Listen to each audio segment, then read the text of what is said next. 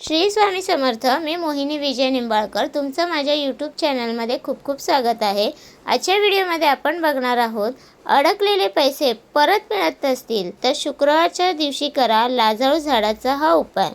तर तुम्हाला शुक्रवारच्या दिवशी काय करायचं आहे, लाजाळू वनस्पतीची मुळी आमंत्रण देऊन अभिमंत्रित करून घरी आणायची आहे.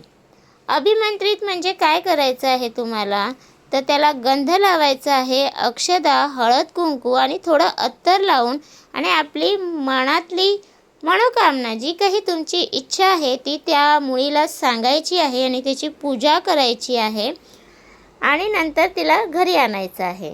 आणि घरी आल्यावर लाल किंवा हिरव्या कपड्यामध्ये बांधून घराच्या ईशान्य कोपऱ्यामध्ये ती पुडी प्लस तुरटीचा थोडा खडा ठेवायचा आहे. आता त्याने होणारा फायदा काय आहे ते तुम्हाला मी सांगते. फायदा आहे की आपले कोणाकडे पैसे अडकले असेल तर ते परत येतात आणि आपल्याला नवीन घर किंवा नवीन प्लॉट बांधायचा असेल तर त्यासाठी सुद्धा मदत होते. घरातील वास्तुदोष ह्याने निवारण होतं.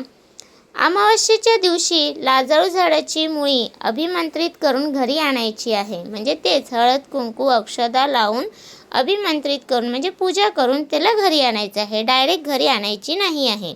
हिरव्या कपड्यामध्ये टाकून आपल्या उजव्या हातात घ्यायचं आहे आणि त्यावर 108 वेळा लक्ष्मी गायत्री मंत्र, 108 वेळा विष्णू गायत्री मंत्र आणि संरक्षण मंत्र म्हणून तो तावीज आपल्या उजव्या दंडामध्ये बांधायचा आहे. आता ह्याने होणारा फायदा मी तुम्हाला सांगते. तर शत्रुभाई कमी होतात. शुक्र हा ग्रह लक्झरी पैसा नेम फ्रेम देतो, तो आपल्याला कर्मानुसार मिळण्यास मदत होते व गुरुबल वाढतं ह्याने.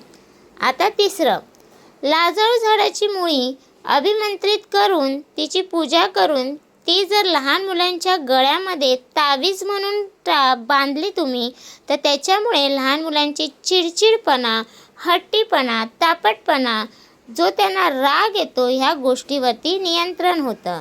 तर तुम्हाला हा माझा व्हिडिओ कसा वाटला प्लीज कमेंट करून नक्की सांगा. व्हिडिओ आवडल्यास लाईक करा, कमेंट करा आणि हा व्हिडिओ जर तुम्हाला आवडला तर शेअर करायला विसरू नका. आणि तुम्ही अजूनपर्यंत आपल्या चॅनलला सबस्क्राईब केलं नसेल तर प्लीज जाऊन आपल्या यूट्यूब चॅनलला, ज्याचं नाव आहे मोहिनी निंबाळकर व्हॉईस, ह्याला सबस्क्राईब करा आणि भेटूया उद्या नवीन एका व्हिडिओसोबत.